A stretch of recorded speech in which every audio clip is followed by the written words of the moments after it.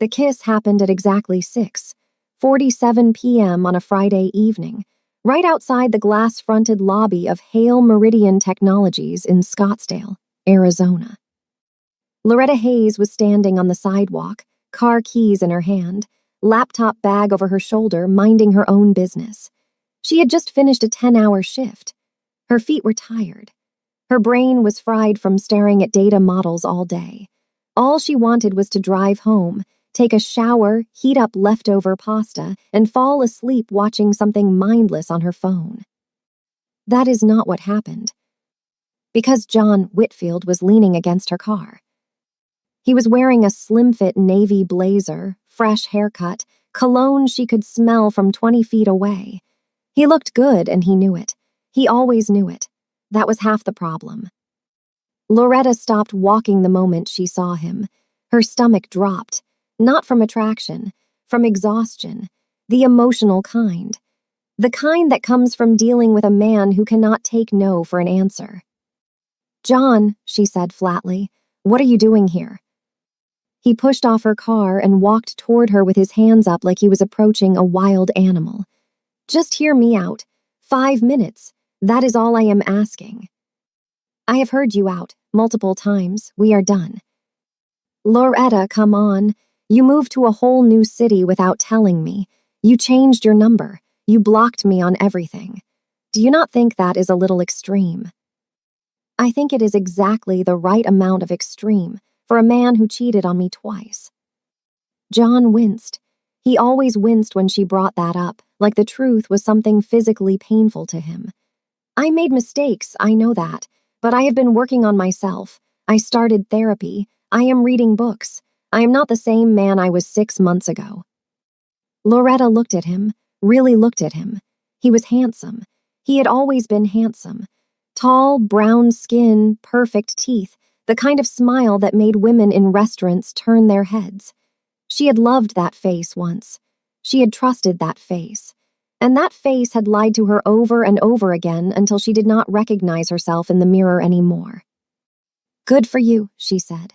"I am happy you are growing. Grow away from me." She tried to step around him. He grabbed her hand. "John, let go of me. Just listen to me for 1 second." "Let go."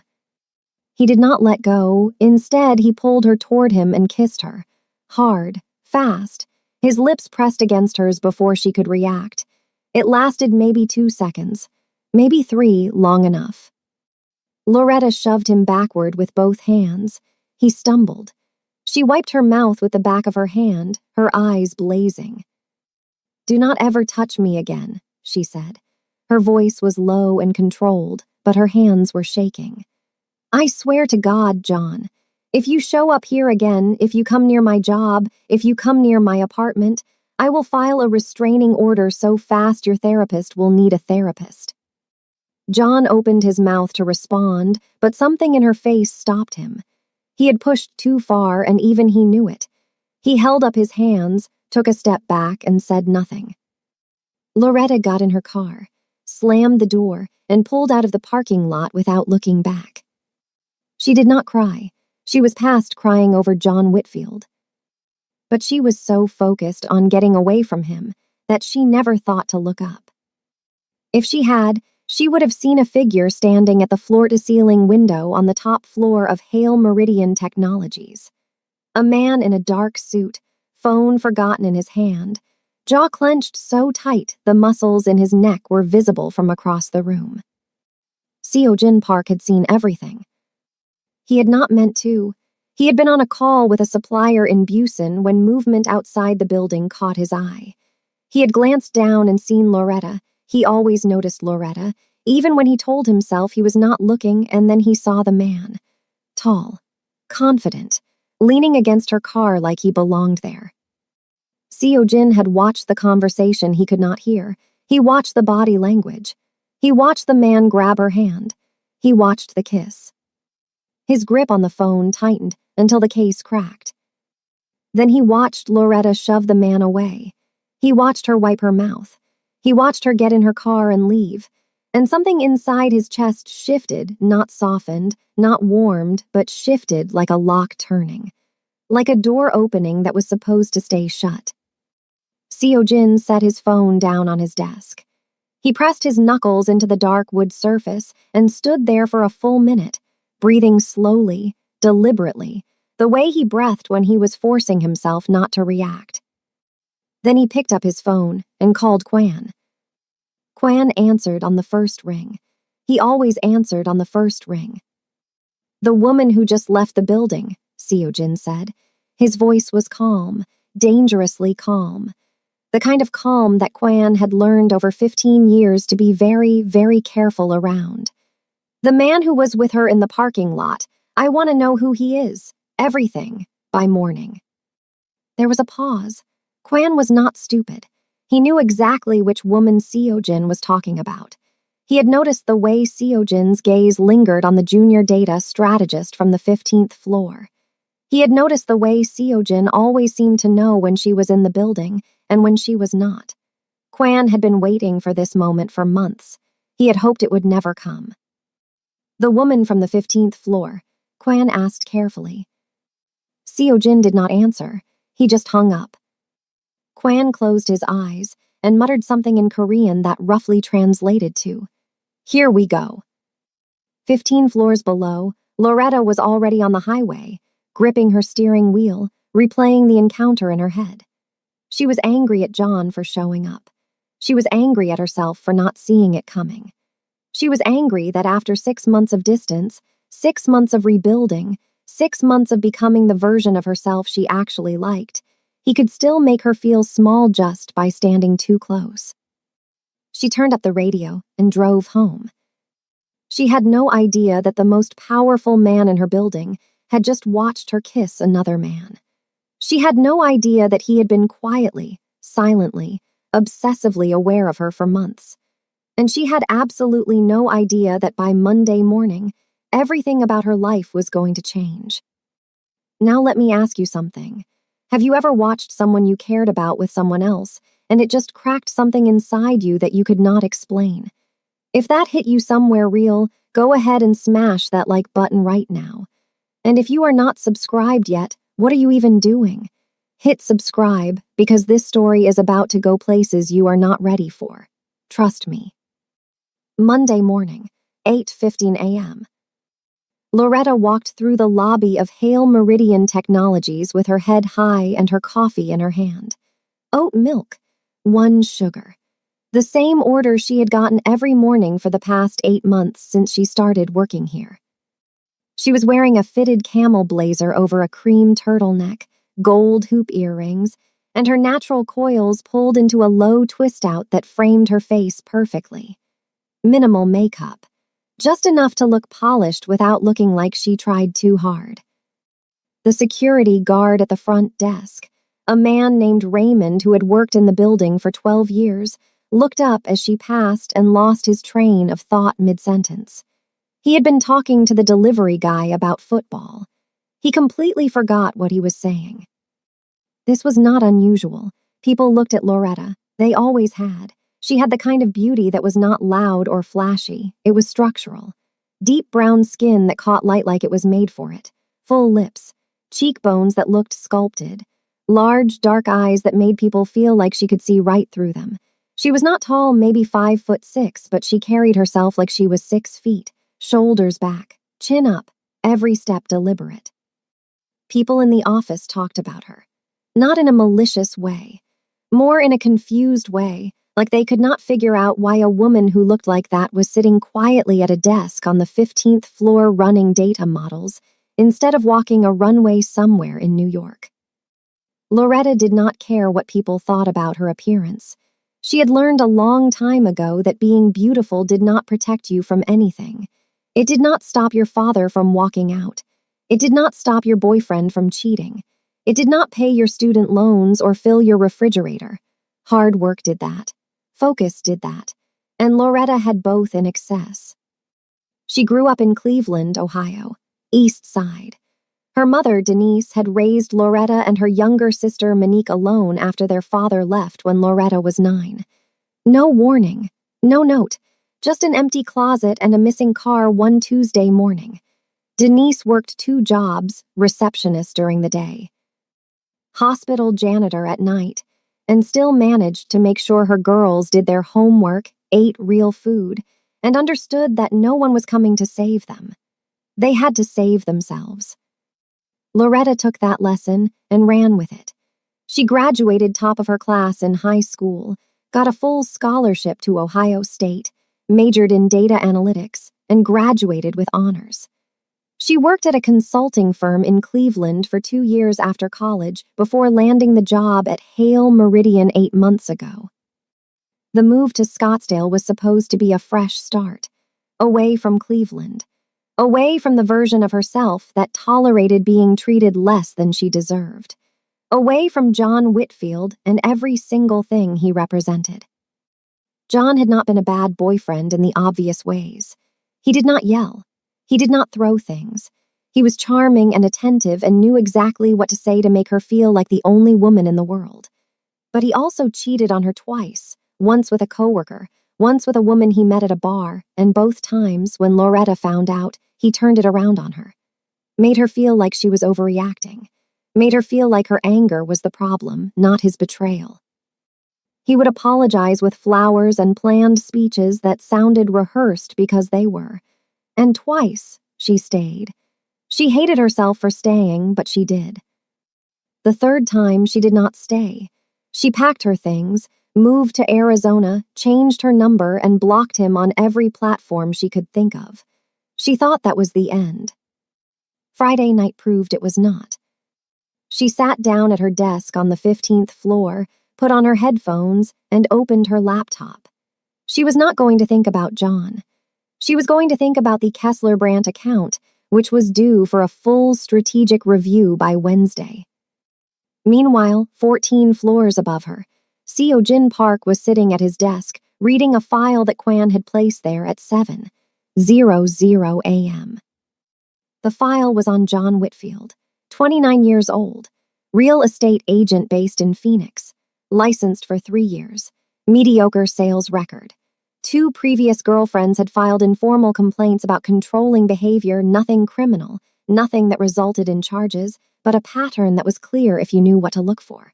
Currently living in a 1-bedroom apartment in Tempe. Drove a leased BMW. Had $42,000 in credit card debt. Seo-Jin read every page. Then he closed the file, slid it into his desk drawer, and locked it. He sat there for a long time, staring at nothing. Seo-Jin Park was 31 years old, born in Seoul, South Korea. Raised between Seoul and Manhattan after his father relocated the family's business interests to the United States when Seo-Jin was 12. His mother, a woman named Yuna, died of cancer when he was 14. His father, Park Yi-won, was one of the most connected figures in the Korean underground, a man who built a legitimate empire on top of an illegitimate one and never let the two touch in public. When Yi-won died of a heart attack 3 years ago, Seo-Jin inherited everything. The legitimate company, Hale Meridian Technologies, a billion-dollar tech acquisitions firm with offices in Scottsdale and contracts across the country. And the other thing, the network, the syndicate, weapons brokerage, intelligence trading, territorial control stretching from the West Coast to parts of the Midwest. An operation so carefully hidden that not a single journalist, law enforcement agency, or competitor had ever connected it to the clean, polished company that bore the Hale Meridian name. Seo-Jin ran both empires with surgical precision.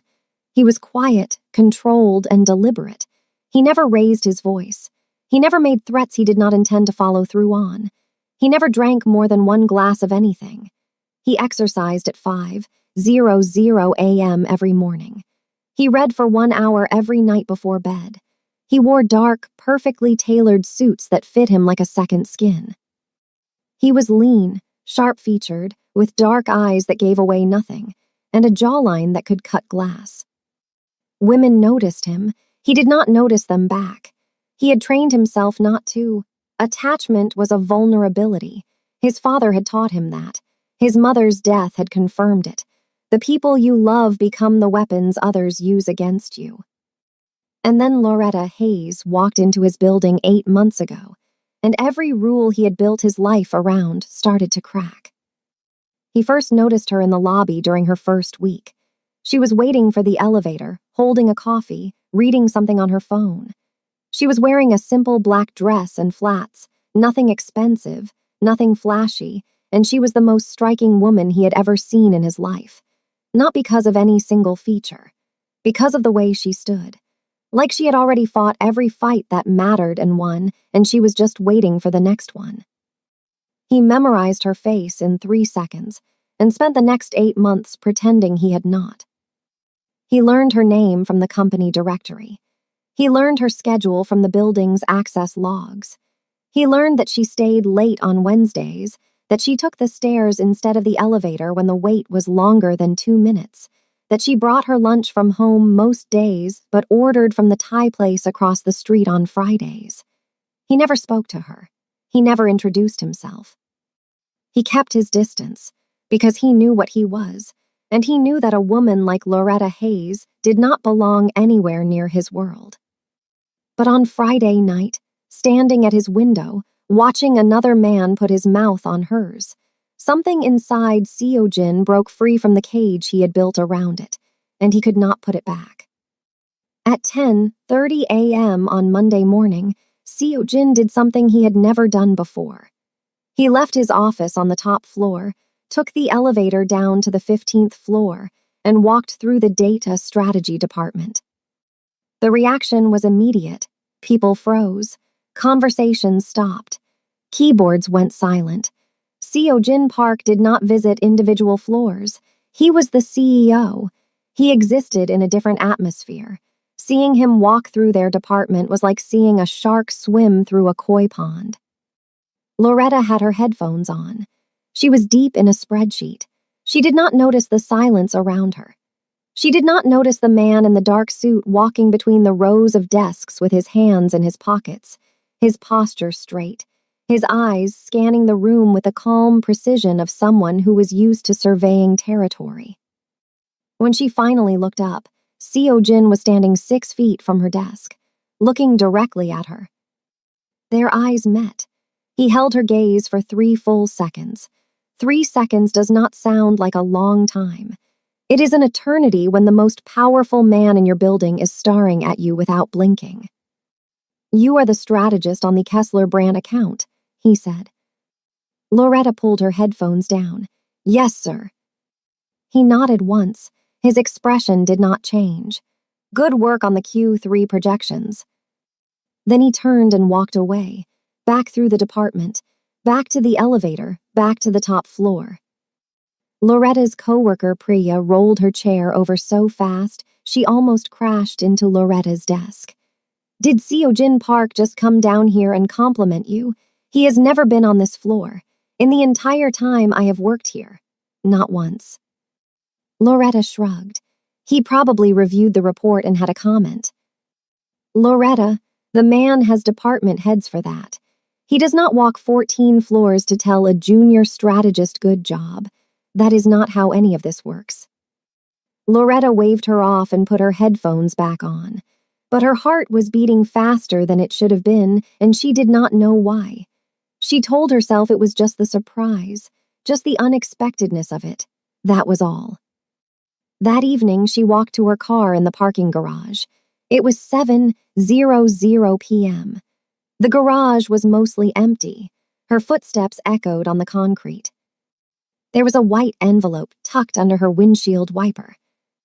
Loretta frowned. She pulled it out and opened it. Inside was a single piece of paper with a typed message. "He doesn't deserve to touch you." Loretta looked around the garage. Empty, silent, her skin prickled.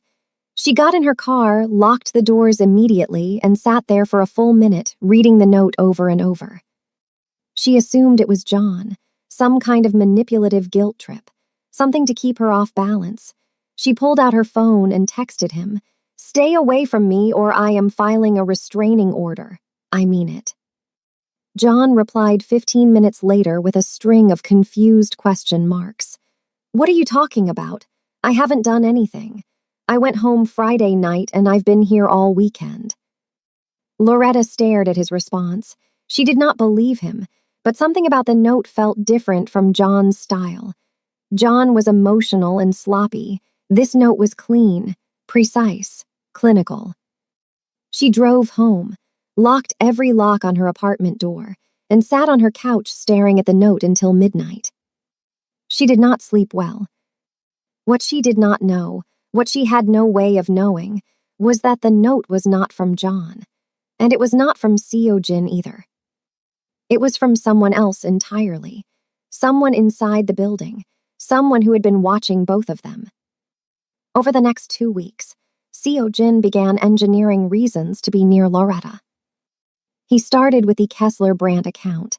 He sent a formal request through the department head that he wanted a full strategic review presented directly to him, and he specifically wanted the lead strategist on the account to deliver it, not the department head, not a senior analyst, the person who actually built the models and crunched the numbers. Loretta. This was unusual. Priya told Loretta it was unusual. The department head, a man named Victor Marsh, told Loretta it was unusual. But no one questioned the CEO's request. That was not how things worked at Hale Meridian. Loretta spent 3 days preparing. She reviewed every data point. She rebuilt 2 of her models from scratch to make them cleaner. She rehearsed her presentation in her bathroom mirror until she could deliver it without looking at her notes. She was not nervous because of Seo-jin specifically. She was nervous because this was her career, and she had worked too hard to mess it up in front of the man who signed her paychecks. On Thursday afternoon at 2:00 p.m., she took the elevator to the top floor. Seo-jin's office was at the end of a long hallway with polished dark floors and minimal decoration. The door was open. She knocked anyway. "Come in," he said. The office was large but not ostentatious. Dark wood desk, 2 leather chairs, a single framed piece of Korean calligraphy on the wall behind him. She did not know what it said, but the brushstrokes were beautiful. Floor-to-ceiling windows showing the Scottsdale skyline, the desert stretching out beyond the city like a painting. Seo-jin was standing behind his desk when she entered. He gestured to the chair across from him. "Please." She sat, she opened her laptop, she began.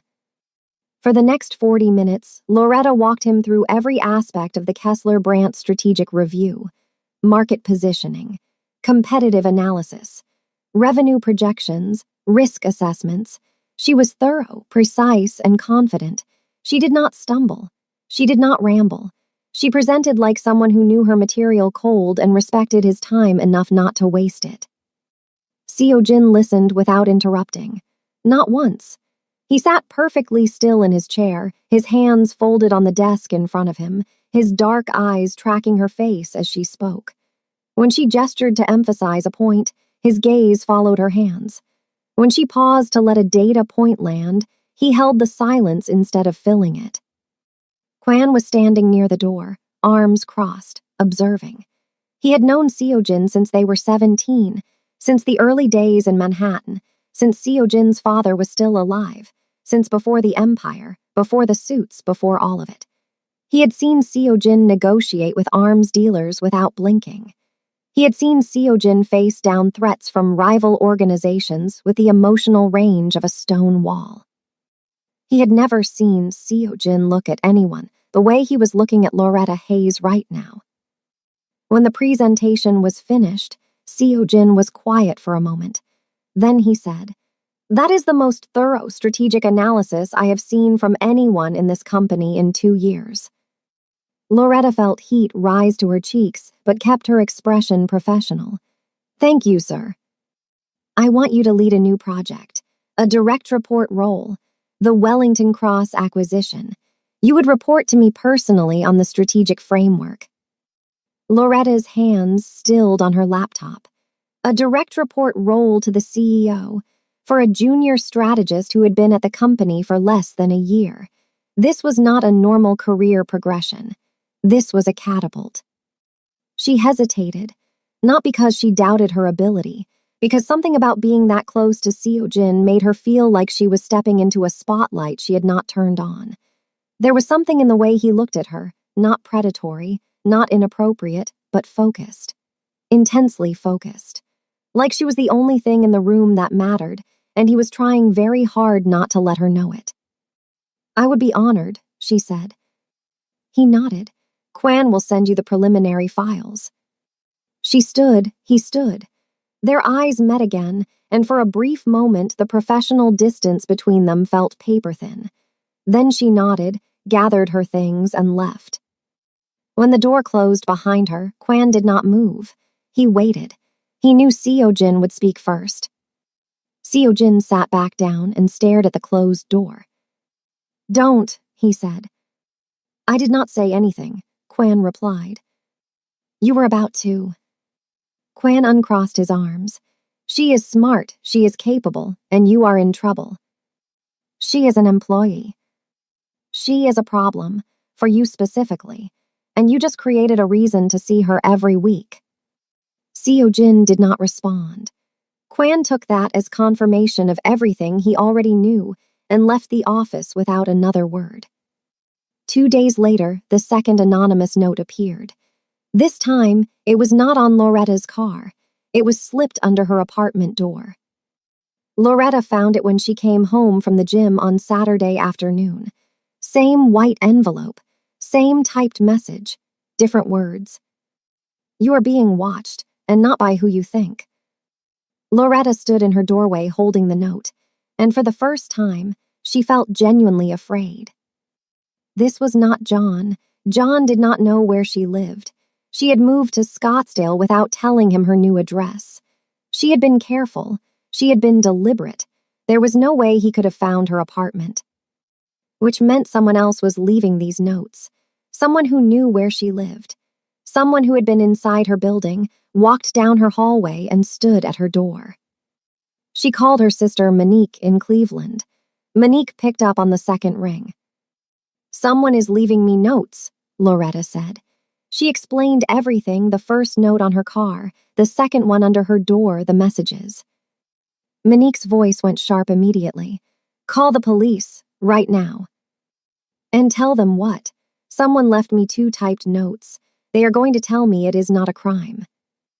"Loretta, someone knows where you live. That is not okay." "I know it is not okay. I'm handling it." She installed a Ring camera at her front door that night.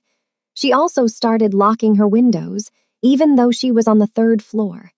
She slept with her phone on her pillow and a knife in her nightstand drawer.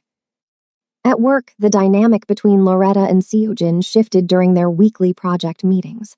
The conversations started professional, always professional, but they began to stretch at the edges. He asked where she went to school. She told him Ohio State. He told her he studied at Columbia but dropped out after his father died to take over the company. She asked how old he was when that happened. 28, he said. She said that was young to carry that much weight. He looked at her like no one had ever acknowledged that before. She laughed at something dry and understated he said about a competitor's financial report, and the sound of her laugh did something to him physically. His hand gripped the armrest of his chair. His jaw tightened. He had to look away. Loretta noticed him look away. She did not know why. She thought maybe she had been too informal. She straightened in her chair and went back to the data. But the truth was simpler and more dangerous than informality. Seojin was falling, not slowly, not gradually. He was falling the way buildings fall all at once, from the inside out, with no way to stop it once it started.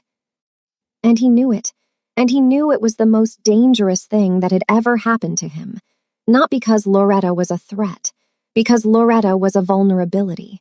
And in his world, vulnerabilities got people killed. 3 weeks after the parking lot incident, John showed up at the office.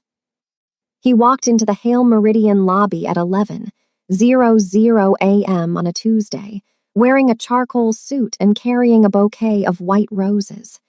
He smiled at the receptionist like he belonged there. He told her his name was John Whitfield, and he was here to see Loretta Hayes. The receptionist asked if he had an appointment. "I am her boyfriend," he said. The receptionist hesitated. Company policy required visitors to be cleared by the employee they were visiting. She called up to the 15th floor. Loretta answered. "There is a John Whitfield in the lobby for you," the receptionist said. "He says he is your boyfriend." Loretta's blood went cold. She closed her eyes for 1 second, then she said, "I will be right down."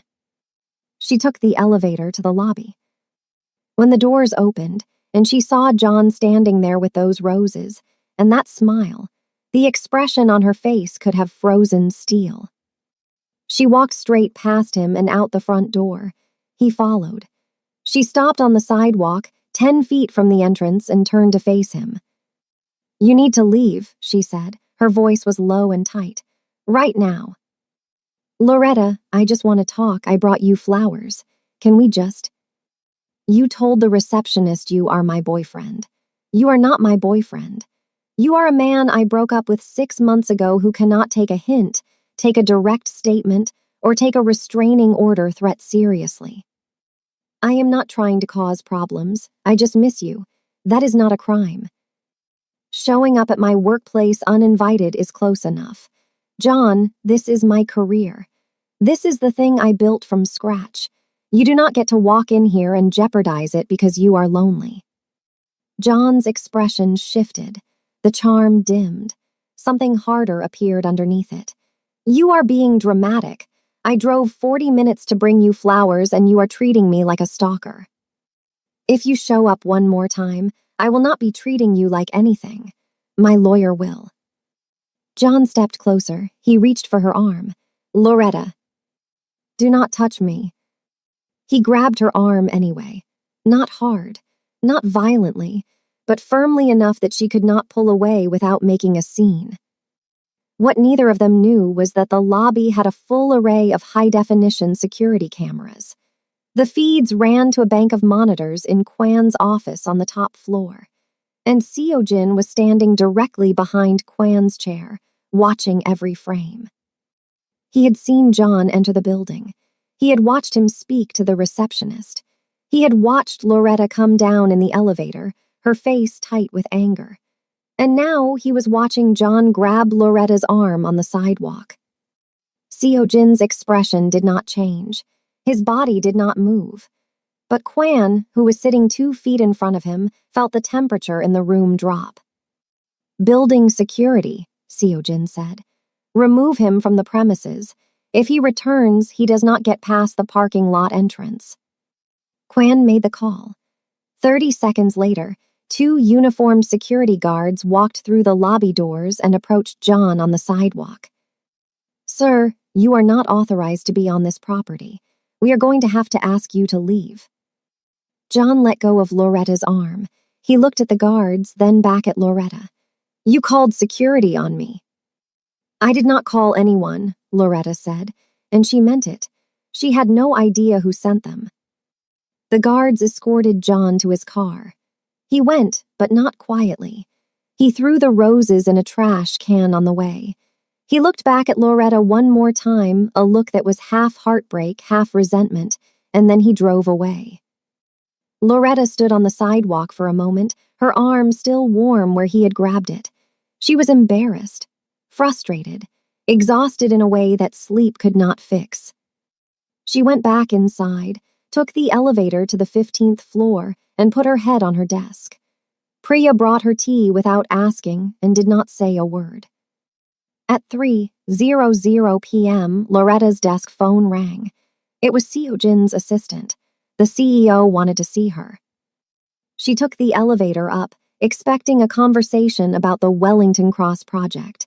She walked into his office. He was standing by the window. He turned when she entered. "Close the door, please," he said. She closed it. He did not ask about the project. He did not mention the presentation or the data models or the strategic framework. He looked at her and said, "Are you all right?" Loretta blinked. "I'm sorry." The man in the lobby, "Are you all right?" She straightened. "I am fine. I apologize for the disruption. It will not happen again." Seojin shook his head slowly. "That is not why I asked you up here. I do not care about the disruption. I asked if you are all right. The question hit differently the second time. It was not a professional inquiry. It was personal. And the way he said it, steady, direct, his dark eyes holding hers without wavering, made Loretta feel something she was not prepared for. Like someone was actually seeing her. Not her face. Not her work. Her. I am handling it, she said quietly. He was silent for a moment. Then he said, if he bothers you again at work or anywhere else, tell me. Not HR, me. Loretta stared at him. The weight of that sentence hung between them like a physical thing. She did not know what to do with it. She did not know what it meant. Or maybe she did, and that was the part that scared her. Okay, she said. He nodded. She left. When the door closed behind her, Seojin pressed both palms flat against his desk and exhaled slowly. He had just crossed a line. Not a professional one. Those lines meant nothing to him. A personal one. He had offered her something that had nothing to do with being her boss and everything to do with being a man who could not stand the thought of another man's hands on her. He had shown his hand. And for someone who had survived his entire life by never showing his hand, this was the most dangerous thing he had done in years. That night, the third note arrived. Loretta found it under her apartment door at 9:00 p.m. Her Ring camera had been recording all day. She pulled up the footage on her phone and scrubbed through it. At 6:42 p.m., the feed went black for exactly 45 seconds. When it came back, the envelope was already on the floor inside her door. Someone had disabled her camera, professionally, precisely, for just long enough. She opened the envelope. The note read, "He is not who you think he is. Ask about the basement level." Loretta read it 3 times. Her hands were shaking. She sat on her couch in the dark and stared at the wall and tried to make sense of what was happening to her life. Someone knew where she lived. Someone could disable her security camera. Someone was warning her about something, or someone at her workplace. And the phrase basement level echoed in her head like a bell she could not unring. She did not sleep that night, not even for a minute. Loretta spent the next week paying attention to everything. She had always been observant, you had to be, growing up the way she did, but now she was operating on a different level. She watched. She listened. She cataloged details that she had previously dismissed as unimportant. She noticed that Kwan was always near Seojin, but his posture and movements were nothing like an executive assistant's. He moved like a bodyguard, alert, positioned, scanning rooms before entering them. His hands were rough and calloused in a way that did not match a man who spent his days scheduling meetings and managing calendars. She noticed that certain men appeared on the executive floor who were not in the company directory. She checked. She had access to the employee database as part of her strategic work. These men were not listed anywhere. They wore dark suits and had earpieces and spoke in Korean, and they came and went at odd hours. She noticed the deliveries. After 8:00 p.m., when the building was mostly empty, unmarked vehicles would pull into the service entrance at the back of the building. They did not go to the loading dock on the first floor. They went lower, to a level that Loretta had never accessed, a level that was not marked on any floor map she had ever seen. The basement level. For 10 days, she told herself it was none of her business. She told herself she was being paranoid. She told herself the anonymous notes were messing with her head, and she was seeing conspiracies where there were none. But Loretta Hayes was not the kind of woman who could ignore a question once it had been asked. She had been built to dig, to analyze, to find the truth in the data. And this was just another data set, one with missing variables and incomplete inputs that her brain would not let go of.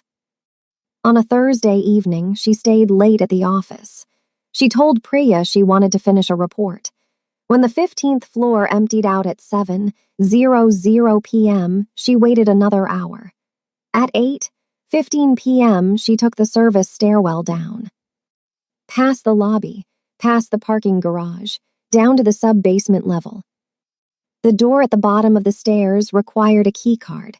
She did not have one, but someone had propped it open with a small rubber wedge, the kind maintenance workers used to keep doors from locking behind them.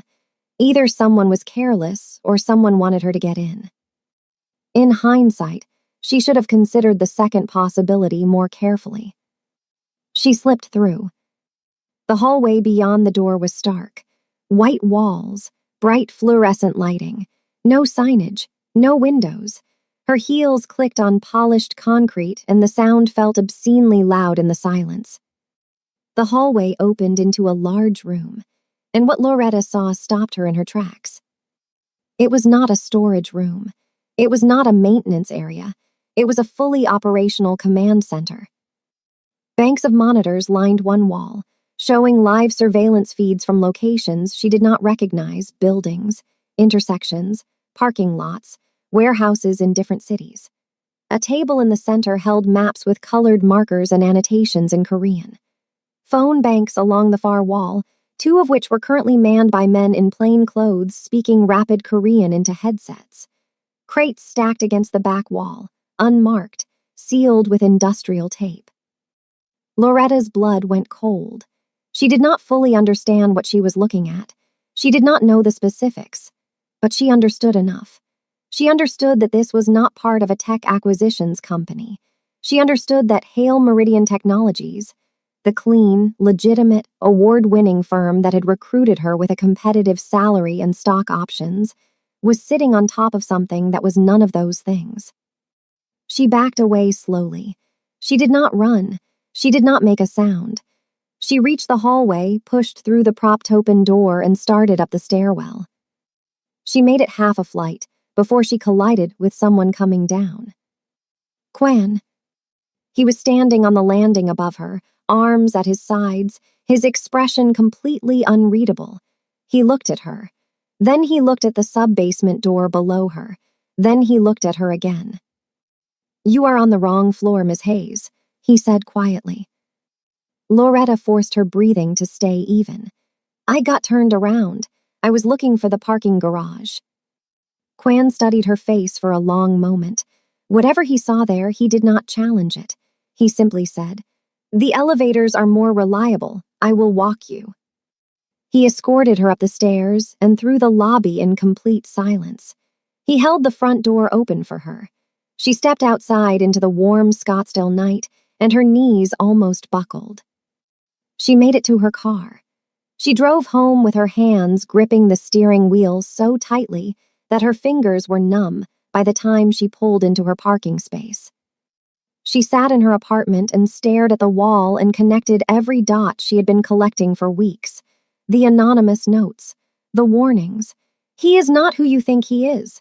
Ask about the basement level." Whoever was sending those messages knew exactly what Seo Jin was hiding beneath his company.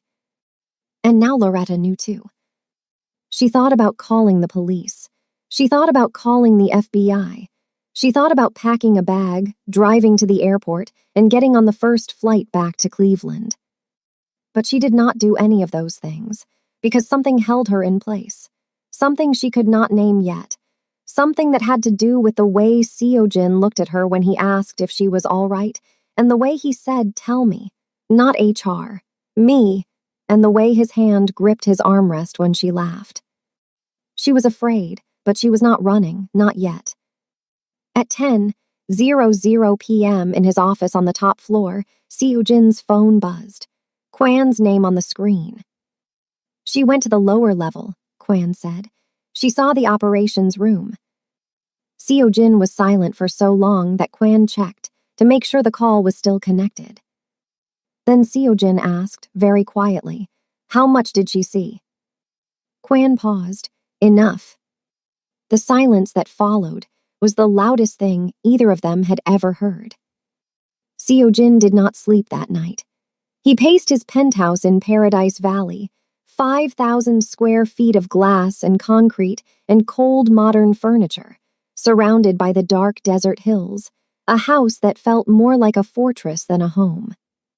He had two options, and both of them were terrible. Option 1, Handle the breach the way his organization had always handled breaches. The way his father would have handled it. Clean, quiet, permanent. Loretta would be approached. She would be told in very clear terms what she saw, what would happen if she spoke about it, and what the consequences would be if she became a problem. If necessary, she would be relocated, not voluntarily. Option 2, trust her. Option 1 was safe. Option 2 was insane. Seojin chose option 2. And he did not choose it because it was strategic. He chose it because the thought of Loretta looking at him with fear in her eyes made him feel something so close to physical pain that he could not breathe properly. At 9:00 a.m. the next morning, he sent for her. Loretta arrived at his office bracing herself. She had spent the night preparing for every possible scenario, being fired, being threatened, being confronted by men in dark suits who would make her sign something or else. She wore a black blazer-like armor. She kept her hands still at her sides. She walked in with her chin up.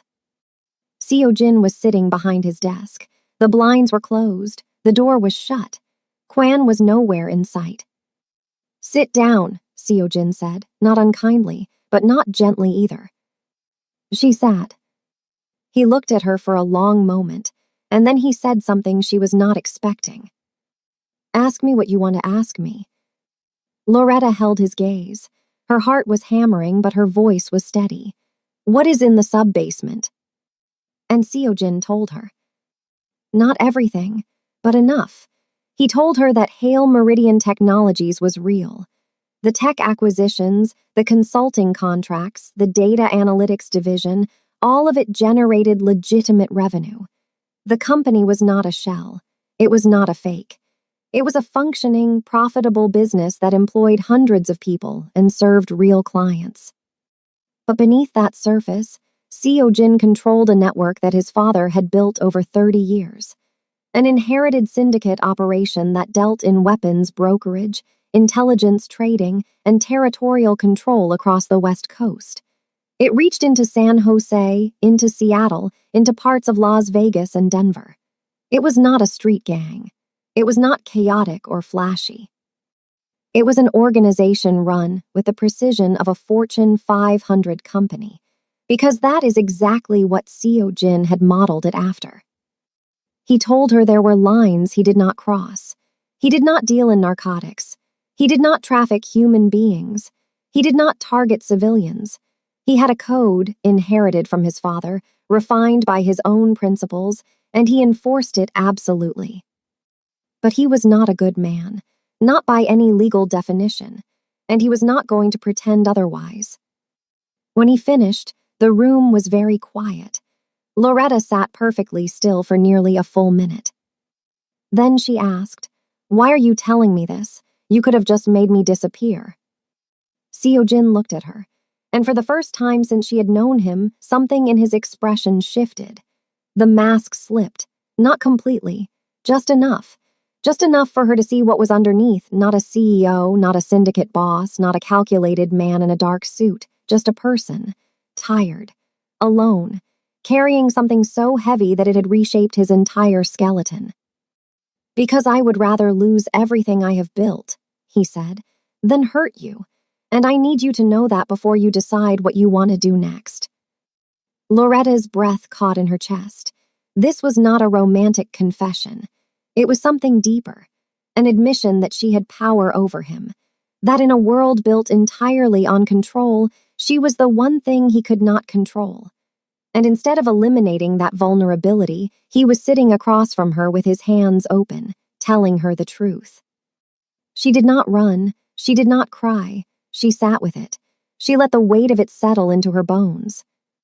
Then she said, "Who is sending me the notes?" Seojin's expression changed instantly. The vulnerability disappeared. The mask snapped back into place. "What notes?" She told him everything, the 3 anonymous messages, the disabled Ring camera, the typed warnings. "He doesn't deserve to touch you.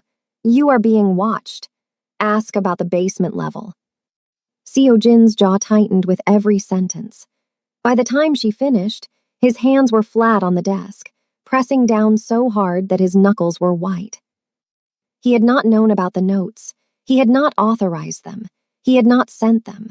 Someone with access to his world, his building, his security equipment, was targeting the woman he cared about, and he did not know who.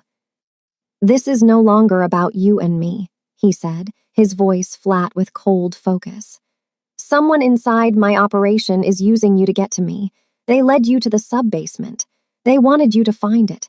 They wanted to create a situation where I would have to deal with you, one way or another. This is a power play." He picked up his phone and called Kwan. "My office, now." Kwan arrived in 90 seconds. Seo-jin told him about the notes and gave him a directive: find out who sent them, trace the paper, trace the printer, identify who had access to the frequency jammer used to disable Loretta's Ring camera. Full investigation.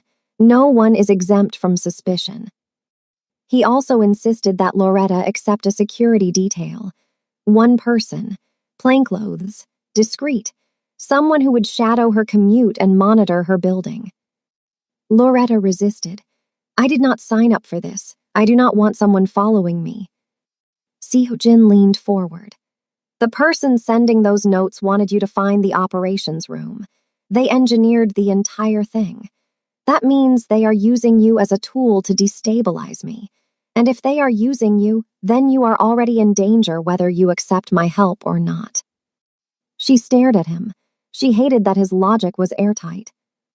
She agreed. That night, Seo-jin drove to Loretta's apartment complex himself. He parked his black Audi across the street and sat there in the dark, watching her building, scanning the perimeter, waiting for the security detail to take position. Loretta saw his car from her window. She recognized it. She had seen it in the executive parking section of the garage enough times. She picked up her phone and texted him. She had gotten his number from the project files weeks ago, but had never used it until now. "You can come inside. You don't have to sit out there." He did not reply for 10 minutes. Then, "That would not be appropriate." She almost smiled. She texted back, "Since when do you care about appropriate?" In his car, Seo-jin read the text and felt something crack across his face that he barely recognized. It was almost a smile. He put his phone down. He sat there for another 20 minutes. Then he drove home. Kwan's investigation took 5 days. The results were terrifying. The anonymous notes had been printed on premium paper stock, a specific brand and weight that was used exclusively on Hale Meridian's executive floor. Nowhere else in the building, just the top floor. The frequency jammer used to disable Loretta's Ring camera was a model issued to Seo-jin's own security team. Only 6 people had access to that equipment. All 6 were vetted, trusted members of the inner circle. Whoever was behind this was not an outsider. They were inside, close, possibly sitting in the same meetings, standing in the same hallways, breathing the same air as Seo-jin every single day.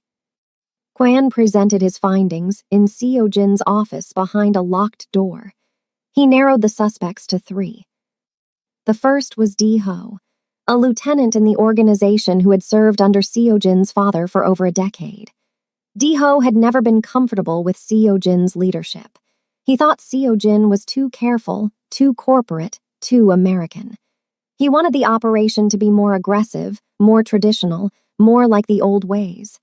He had access to the executive floor and the security equipment. The second was Mr. Yun, a logistics coordinator who managed shipment routes through the Southwest. Yun was efficient and reliable, but Kwan had recently flagged financial irregularities in his accounts, small payments from a source that traced back to a rival syndicate based in San Jose. If Yun had been turned, he could be feeding information and acting on someone else's orders. The third suspect was the most disturbing of all, Hyun-woo Park, Seo-jin's cousin, 29 years old, the son of Seo-jin's uncle who had been a senior figure in the organization before his death 5 years ago. When Seo-jin's father died and Seo-jin inherited control, Hyun-woo had expected to be elevated. He was not. He was kept in a mid-level operational role, and he had never forgiven Seo-jin for the slight. He smiled in meetings. He was polite in person. But Kwan had never trusted the quietness of his resentment. Quiet resentment was the most dangerous kind. Seo-jin listened to the three profiles without expression. When Kwan finished, Seo-jin said, "Watch all three. Tell me the moment one of them makes a move." Meanwhile, something was happening between Seo-jin and Loretta that neither of them could stop, even though both of them knew they should. Their project meetings had become the anchor of their weeks. They met every Tuesday and Thursday in his office. The meetings were supposed to last an hour. They lasted 2, sometimes 3. The Wellington Cross project was real and it was demanding, but somewhere in the second hour the conversation would drift. Not dramatically, not obviously, but the edges softened. He told her about growing up in Seoul, about his mother Yuna, who used to take him to the Bukshan Hanok village on Sundays and buy him red bean pastries. About how when she died, his father stopped speaking for 3 days. Just silence. 3 days of nothing. She told him about Cleveland, about her mother Denise working double shifts and still braiding Loretta's hair every Sunday night, about her father's empty closet, about the morning she realized he was not coming back and she decided, at 9 years old, that she would never depend on anyone who could leave. They were not supposed to understand each other this well. They came from different continents, different languages, different worlds. But there was a current running beneath everything, a recognition. They had both been shaped by loss. They had both learned to survive by building walls so high that most people never tried to climb them. One Thursday evening, after a meeting that had stretched past 8:00 p.m., Loretta stood to leave. Seo-jin stood too. They were close. Closer than usual. The desk was not between them anymore. She had moved to the window to look at the city lights while making a point about the acquisition timeline, and he had followed without thinking. Now they were standing 3 feet apart, and the air between them felt charged. Electric, dangerous. He said, "I think about the night I saw you outside this building. That man, the kiss, I think about it more than I should." Loretta's lips parted slightly. "You saw that." "I see everything when it comes to you. I have for months." She should have been unsettled. She should have taken a step back. She did not. "He kissed me," she said quietly. "I did not kiss him. There is a difference." Seo-jin nodded slowly. "I know. I watched you push him away. That is the only reason that man still walks comfortably." The weight of that statement settled between them. Loretta understood what he was saying, not as a threat, as a fact. She took a step closer. She reached out and placed her hand flat against his chest. His heart was hammering, rapid, hard.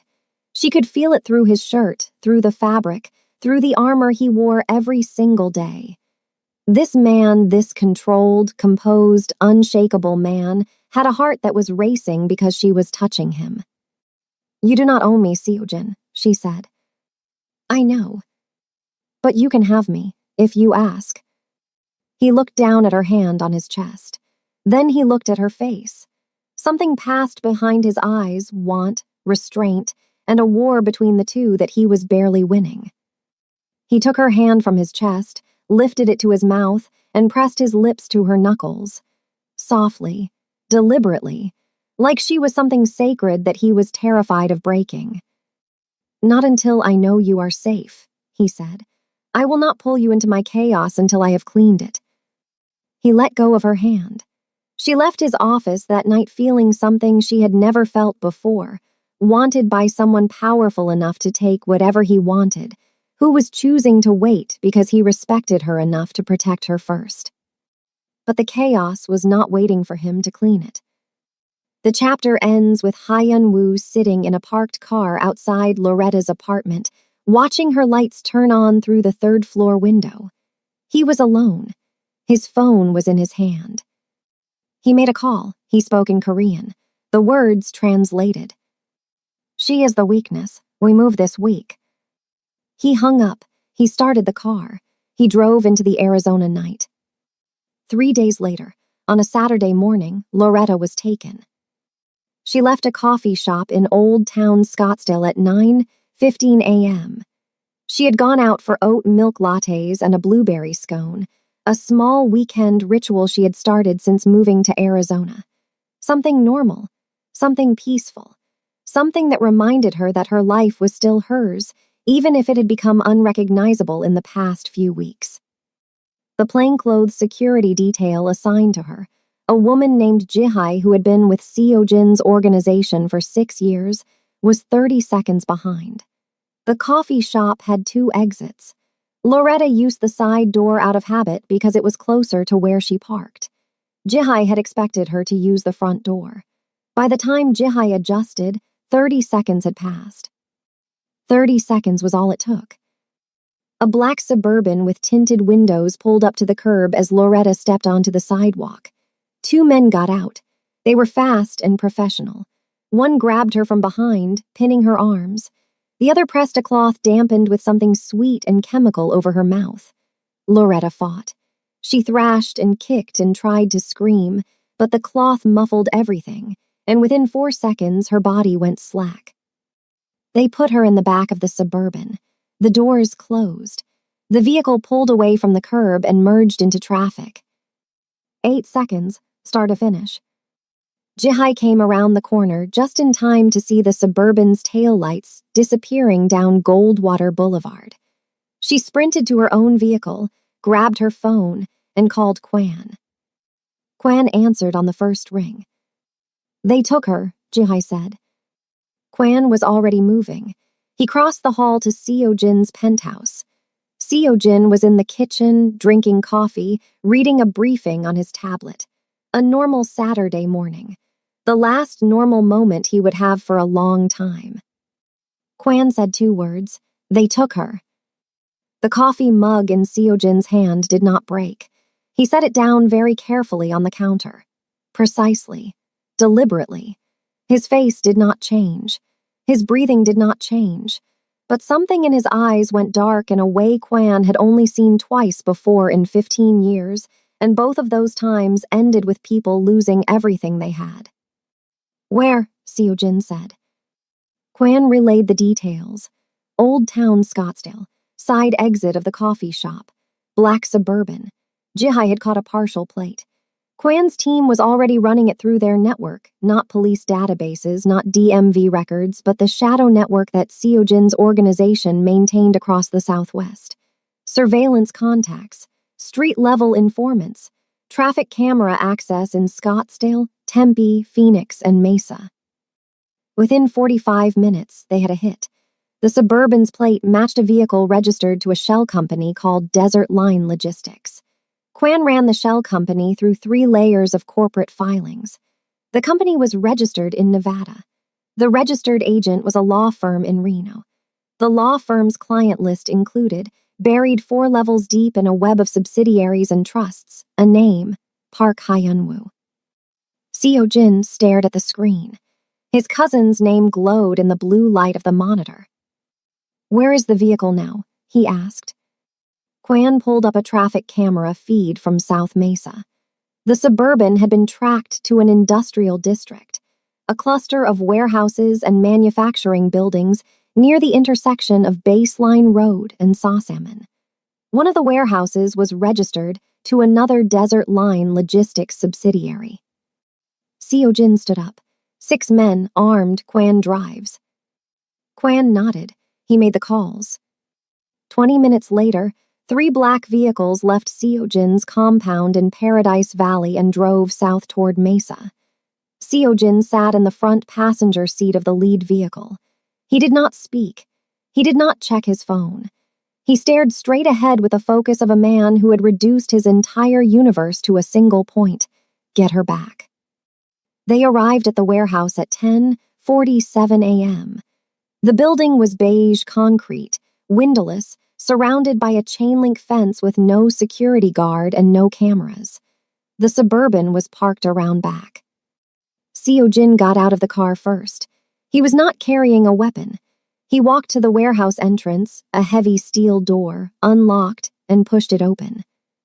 The interior was a large open space. Concrete floor, exposed steel beams, fluorescent lights humming overhead, and in the center of the room, Loretta. She was sitting in a metal folding chair. Her wrists were zip-tied in front of her.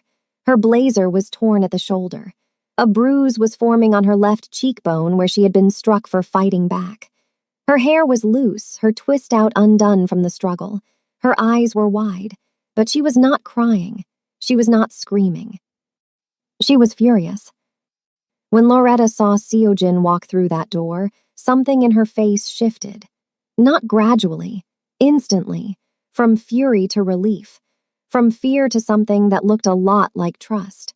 Like whatever was about to happen, the fact that he was here meant she was going to be okay. Hyun-woo was standing behind her. Two of his men flanked him on either side. He was dressed casually, gray sweater, dark jeans, sneakers, like he had planned this as a low-key Saturday errand. He had his hands in his pockets. He was smiling. "Cousin," Hyun-woo said, "thank you for coming so quickly. I was worried you might not care." Seojin's 6 men fanned out behind him, forming a silent wall of dark suits and controlled violence. Seojin himself stood in the center, hands at his sides, completely still. "Let her go," he said. "Not yet. We need to talk first." "We have nothing to talk about." "Actually, we do." Hyun-woo stepped around Loretta's chair and walked towards Seojin, maintaining a careful distance. "You have become compromised, Seojin. You know it. Kwan knows it. Everyone who has been watching you for the past 3 months knows it. You are distracted. Your judgment is clouded. You made a direct report role for a junior employee because you wanted an excuse to sit in a room with her twice a week. You assigned personal security to someone who has no connection to the organization. You told her about the operations room. You told a civilian the truth." "You sent the notes," Seojin said. "It was not a question." Hyun-woo tilted his head. "I created an opportunity. I gave her breadcrumbs, the basement-level reference, the propped-open door. I wanted to see what you would do when she found out. I wanted to see if you would handle her the way you should have, or if you would let your feelings override your judgment. And you let your feelings override your judgment, which is exactly what I told the elders in Seoul." "You spoke to the elders." "I did. I told them their hand-picked successor has fallen for a woman who has no place in our world. I told them the operation is at risk, and I offered them an alternative." "You." "Me," Hyun-woo's smile widened. "I am giving you a choice, cousin. Step down from leadership of the network, voluntarily, quietly. Keep the company. I do not care about the tech firm. Just give me control of the real operation. Or," he glanced back at Loretta, "I demonstrate to the elders exactly how compromised you are by showing them what happens when liabilities are not addressed." Loretta's eyes were locked on Seojin. She could not fully follow what was being said, the implications, the layers, the politics of a world she had only glimpsed, but she understood the core of it. Hyun-woo was using her as leverage. She was the weapon pointed at Seojin, and the trigger was Seojin's own feelings for her. Seojin listened to every word his cousin said without blinking. When Hyun-woo finished, Seojin did not respond immediately. He turned to Loretta. "Are you hurt beyond what I can see?" he asked. She shook her head. He turned back to Hyun-woo. "You sent the notes. You led her to the sub-basement. You manufactured this entire situation to justify a power grab.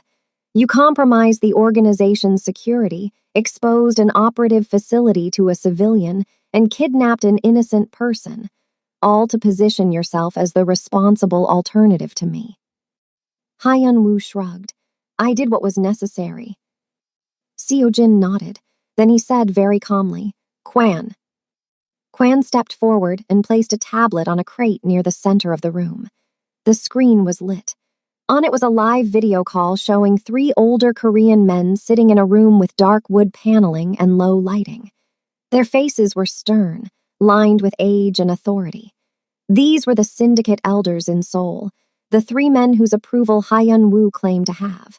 the 3 men whose blessing he said he had secured. They had been listening to every word. Seo-jin had activated the feed before he entered the warehouse. His phone had been transmitting the entire time, every sentence, every admission, every detail of Hyun-woo's confession. The notes, the manufactured breadcrumbs, the propped-open door, the kidnapping, all of it broadcast live to the men who actually held the power to decide who led the organization. Hyun-woo's smile disappeared. It did not fade. It vanished, like someone had reached into his face and pulled it out by the roots. The eldest man on the screen spoke in Korean. His voice was low and final, the kind of voice that did not need volume to carry weight. Kwan translated quietly for Loretta's benefit, though Seo-jin understood every word.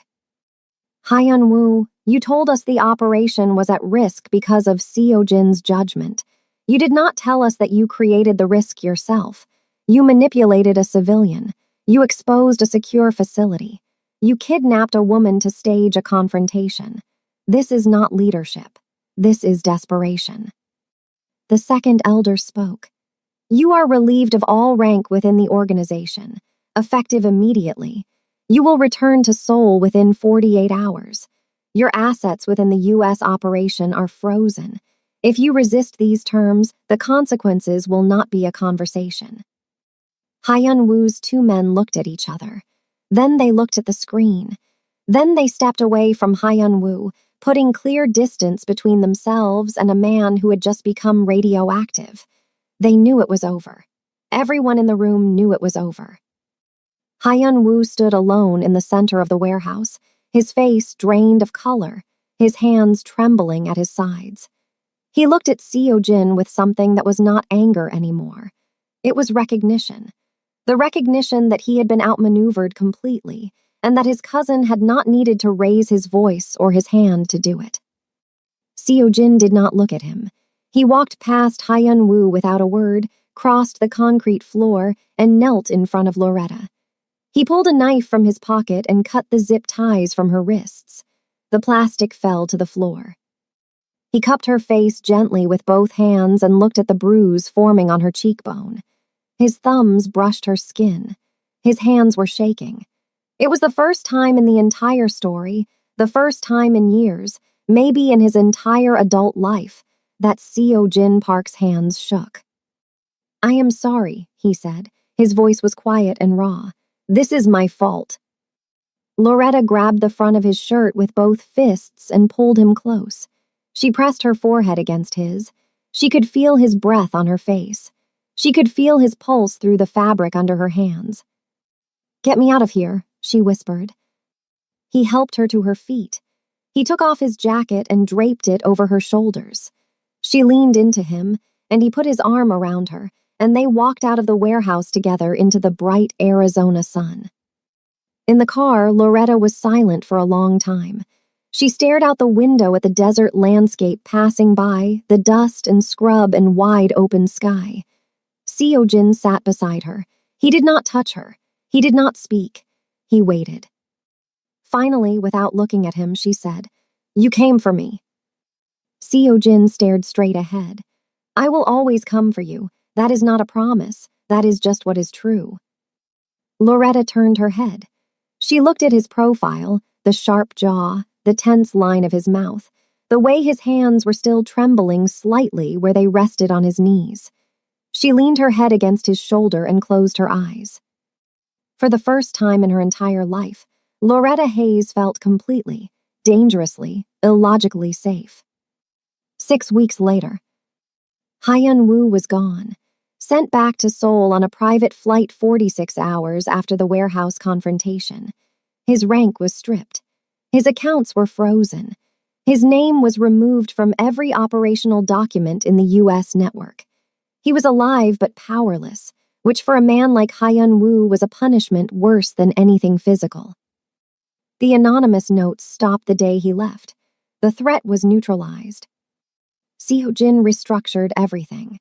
New security protocols, new internal vetting procedures designed by Kwan.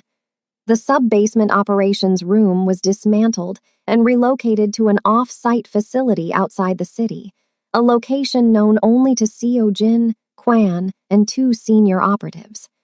Hale Meridian Technologies continued to thrive publicly. They closed a massive acquisition deal with a financial analytics firm based in Greenwich, Connecticut, and the business press called it the most strategic move in the Southwest tech sector that year.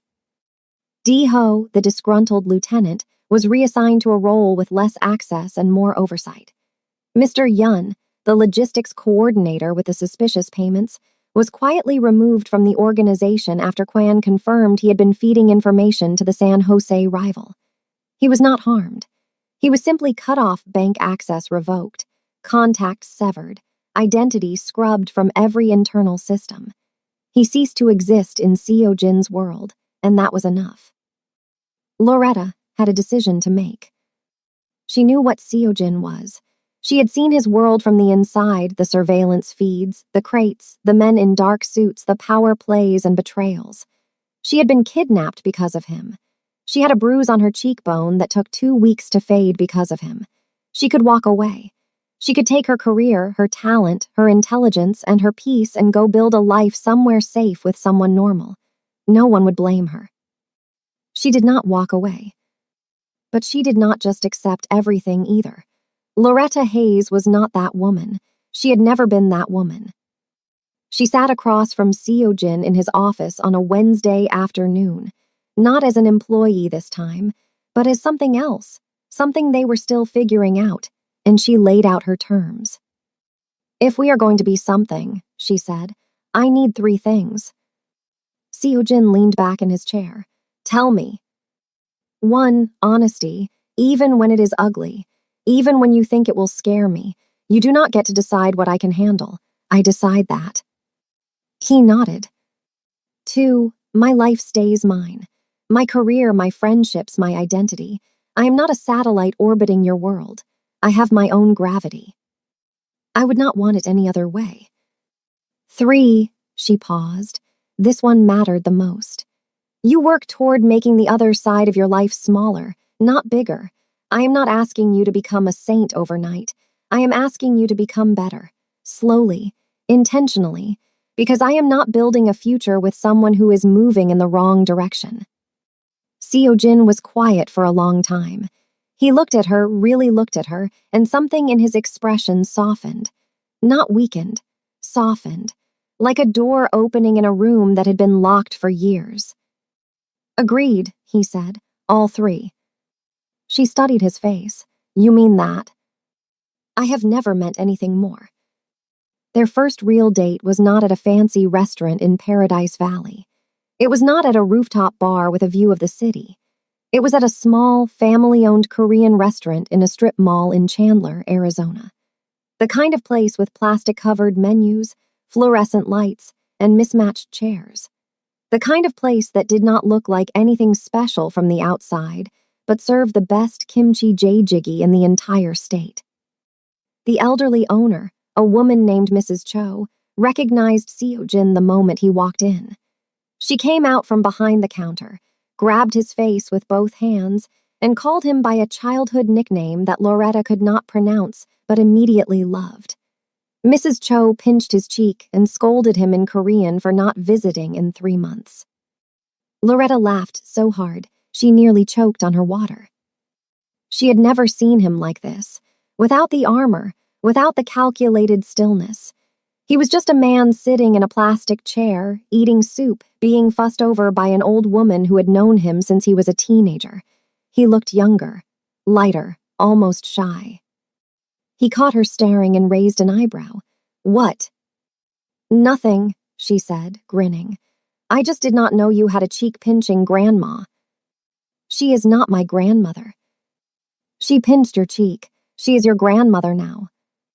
He almost laughed. The corner of his mouth twitched and he looked down at his soup to hide it. But Loretta saw it. She saw everything. After dinner, they walked through a quiet residential street nearby. The air was warm and dry, carrying the faint smell of desert sage. The Arizona sky stretched above them, wide and deep and full of stars. The kind of sky you only get away from city lights, the kind that makes you feel small and infinite at the same time. Seo-jin stopped walking. Loretta stopped too. "That night," he said, "outside the building when he kissed you." Loretta tilted her head. "What about it?" He turned to face her. The streetlight caught the angles of his face, the sharp lines of his jaw, the softness in his eyes that he showed no one else. "I need to replace that memory," he said. He kissed her. Slowly, his hand on the side of her neck, his thumb tracing her jawline. Her fingers curled into the fabric of his shirt, pulling him closer. It was not rushed. It was not desperate. It was the kind of kiss that rewrites everything that came before it. The kind that makes you forget every wrong mouth that ever touched yours. When they pulled apart, Loretta's eyes were still closed. She opened them slowly and whispered, "Better than the lobby." Seo-jin looked at her like she was the only thing in the entire world that mattered. "Nothing compares to you." They stood there for a long moment, forehead to forehead, breathing each other in. Two people who had spent their whole lives building walls finally standing in the rubble of them. 6 weeks after that, Loretta video called her sister Monique from the balcony of Seo-jin's penthouse. The Scottsdale skyline glowed behind her, all golden lights and dark mountains. She was wearing one of his oversized t-shirts and a pair of shorts, her natural hair loose around her shoulders, and she was smiling, not the polished, professional smile she gave the world, but the real one, the unguarded one, the one that reached her eyes and lived there. Monique answered on the first ring. She took one look at her sister and said, "Girl, you look different." Loretta laughed. "I feel different." "Different how? Different good." "Different, I need to flight Arizona different." "Different good, really good." Monique leaned closer to the screen, her eyes narrowed. "Is he there?" From inside the penthouse, Seo-jin's voice carried through the open balcony door. "Tell your sister I said hello." Monique screamed. It was the kind of scream that could be heard 3 states away. Loretta held the phone at arm's length and laughed harder than she had laughed in years. Seo-jin appeared in the background of the frame, carrying 2 glasses of red wine, looking like a man who had just discovered that happiness was an option he had never previously considered. He set one glass on the balcony railing next to Loretta and stood behind her, his hand resting on the small of her back. Monique was fanning herself dramatically. "Loretta Marie Hayes, you better not mess this up." Loretta looked over her shoulder at Seo-jin. He looked down at her. The look that passed between them did not need words. It was the kind of look that contains an entire future, messy and complicated and imperfect and real and absolutely, stubbornly, defiantly worth it. Loretta turned back to the screen. "I won't." She meant it. Loretta Hayes grew up in Cleveland, Ohio, believing that safety was something you earned through hard work and vigilance. She built walls. She built plans. She built a life that depended on no one but herself, because everyone who was supposed to stay had left, and she decided at 9 years old that she would never be caught off guard again. Seo-jin Park grew up between Seoul and Manhattan, believing that love was a vulnerability, a crack in the armor, a weapon that the world would use against you if you were foolish enough to let anyone close. He inherited an empire built on control, and he ran it by feeling nothing. They were both right, and they were both wrong. Because the truth is, love is not safe. It is not predictable. It does not wait for you to be ready or for your life to be clean or for the timing to make sense. It walks into your building on a Monday morning in a camel blazer and gold hoops, and it dares you to stay the same. It sits across from you in your own office and asks you to be better. It grabs your shirt in a warehouse and whispers, "Get me out of here," and you realize that every wall you ever built was not protecting you. It was just keeping you alone. Loretta stayed. Seo-jin let her in. And in a world built on power and silence and control, that was the bravest thing either of them had ever done.